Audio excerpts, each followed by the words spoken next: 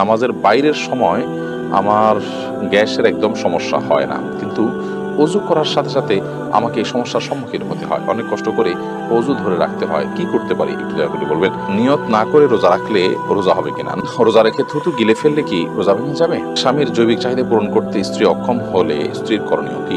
আমার ডান পায়ের বৃদ্ধাঙ্গুলি অনেকটাই কেটে গেছে। ডাক্তার বলেছে পানি না লাগাতে। এখন আমার অজুর জন্য করণীয় কি? রাতে কাপড় খোলা ছাদে নাড়া থাকলে সে কাপড়ে নামাজ হয় না, এটা কতটুকু সঠিক? কি আমল করলে দিনদার বিবি আল্লাহ তাআলা মিলিয়ে দিবেন? দয়া করে আমলটির কথা জানাবেন। আমি রাতে ঘুমানোর আগে অজু করে ঘুমাই, এই অজু দিয়ে ফজরের নামাজ পড়তে পারবো কিনা? মেয়েদের অজু করার সময় যদি মাথার কাপড় পড়ে যায় বেখেয়ালে, এদিকে অজু হবে নাকি আবার শুরু থেকেই করতে হবে? নকল চোখ ও চোখের পাপড়ি কি ব্যবহার করা যাবে? নামাজে হাতের আঙ্গুল ফোটালে কি অজু ভেঙে যায়? কাপড়ে নাপাক, বীর্য, প্রস্রাব ইত্যাদি লাগে এবং তা শুকিয়ে যায়, তাহলে সে কাপড় পরিধান করে নামাজ পড়া যাবে কিনা? আমার জামাই বলে সিগারেট খাওয়া গুরুতর গুনাহ নয়, শুধু মাকরুহ। এ ব্যাপারে আপনি কিছু বলুন। চলুন তাহলে আমরা আপনাদের প্রশ্নগুলোর উত্তর দেওয়ার আলোকিত ভবনে আমরা প্রবেশ করি। প্যারাডক্সিক্যাল জিনাত আইডি থেকে আপনি লিখেছেন, আমার জামাই বলে সিগারেট খাওয়া গুরুতর গুনাহ নয়, শুধু মাকরুহ। এ ব্যাপারে আপনি কিছু বলুন। আপনার আলোচনা শুনে তাকে ধূমপান থেকে বিরত রাখার চেষ্টা করব। দেখুন, সিগারেট খাওয়া বা ধূমপান করা এটা এটা নিষিদ্ধ। আমার দেশের উলামা ইকরাম মাকরুহ বলেন, কিন্তু আরব উলামা ইকরাম এটাকে হারাম বলেন। অ্যারাবিক স্কলাররা এটাকে হারাম বলেন। এর অন্যতম কারণ হলো যে এটি মানুষের জন্য ক্ষতিকর। আল্লাহ বলেছেন, লা তুলকু বিয়াইদিকুম ইলা তাহলুকা, তোমরা নিজেদেরকে ধ্বংসের দিকে ঠেলে দিও না।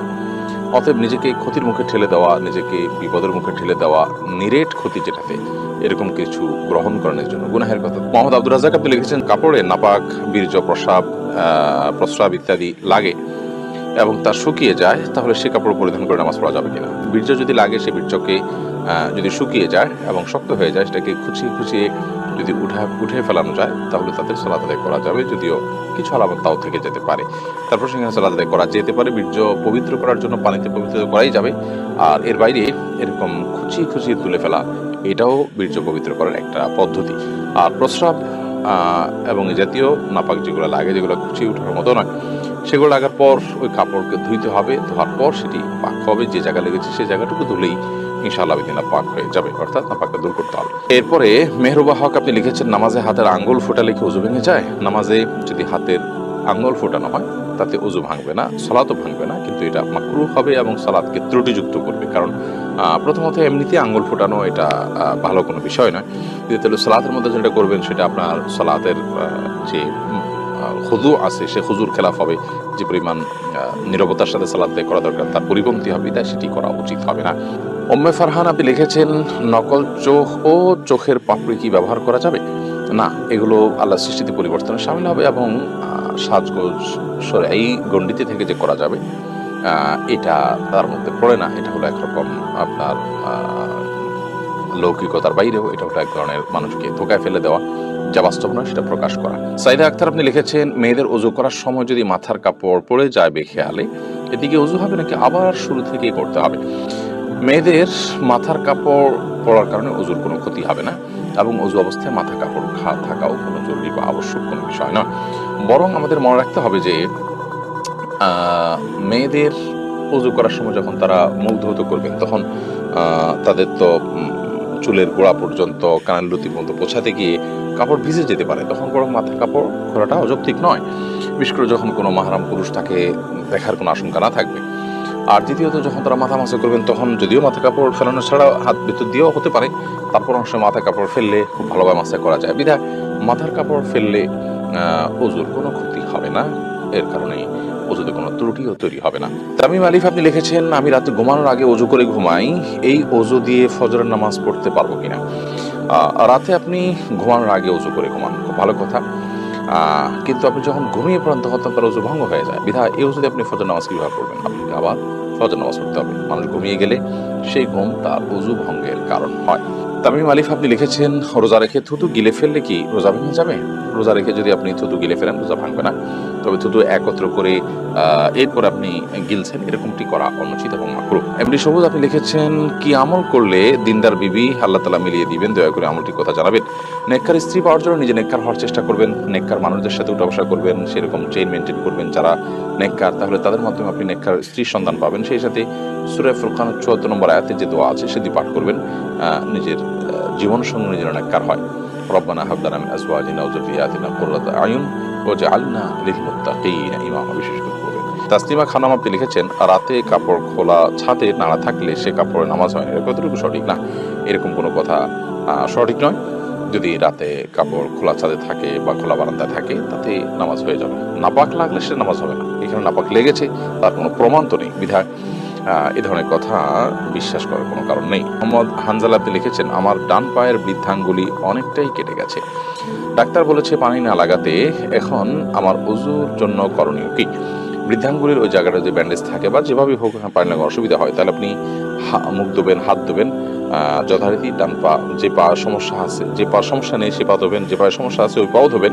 কিন্তু আঙ্গুলের সমস্যা আছে তাহলে আঙ্গুলটাকে এভাবে উঁচিয়ে আস্তে আস্তে করে আলতো করে পানি দিয়ে বাকি পুরো অংশটা আপনি ধোবেন ভালো করে, যাতে শুকনো না থাকে। আর যে আঙ্গুলটা ধোয়া নিচ্ছে সেটার উপরে ভিজা হাতকে দিয়ে হালকা আলতো করে মুছে নিলেন, বাস, তাতেই আপনার উজু হয়ে যাবে ইনশাআল্লাহ। তার সাবিহা জাহান লিখেছেন, স্বামীর জৈবিক চাহিদা পূরণ করতে স্ত্রী অক্ষম হলে স্ত্রীর করণীয় কি? যদি স্ত্রী স্বামীর জৈবিক চাহিদা পূরণ করতে অক্ষম হন, তাহলে সেক্ষেত্রে স্বামীকে একাধিক বিয়ের ক্ষেত্রে তিনি সহযোগিতা করবেন এবং স্বামীর চরিত্র হেফাজত করা একটা গুরুত্বপূর্ণ বিষয় এবং বিয়ের অন্যতম লক্ষ্য এটি।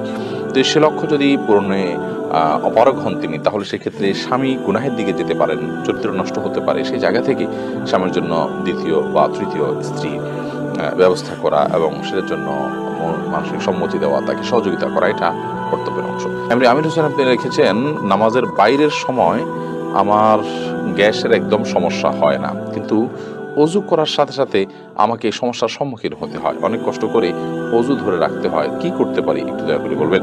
নামাজের বাইরের সময় গ্যাসের সমস্যা হয় না, কিন্তু নামাজ দাঁড়ালে শুরু হয়ে যায়।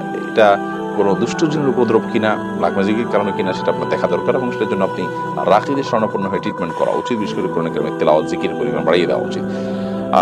কিন্তু সালাতের মধ্যে আপনাকে উযু ধরে রাখতেই হবে, কারণ উযু আপনার ছুটে গেলে আবার নতুন করে উযু করে আপনাকে সালাত আদায় করতে হবে।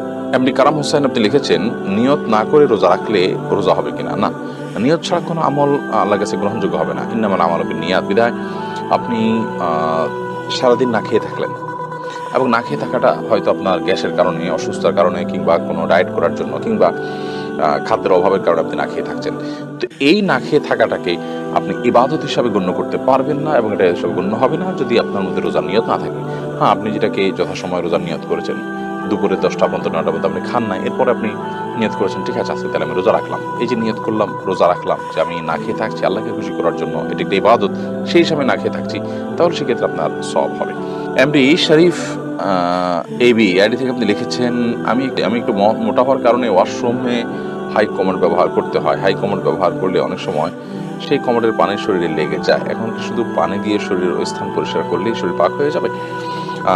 প্রথম কথা হলো যে হাই কমোড ব্যবহারের সময় যদি নিচ থেকে পানি উঠে, তাহলে সেক্ষেত্রে নাপাক আছে, সেই মিশ্রিত পানি ওঠার কারণে সেটা শরীরে লাগলে অবশ্যই নাপাক হবে।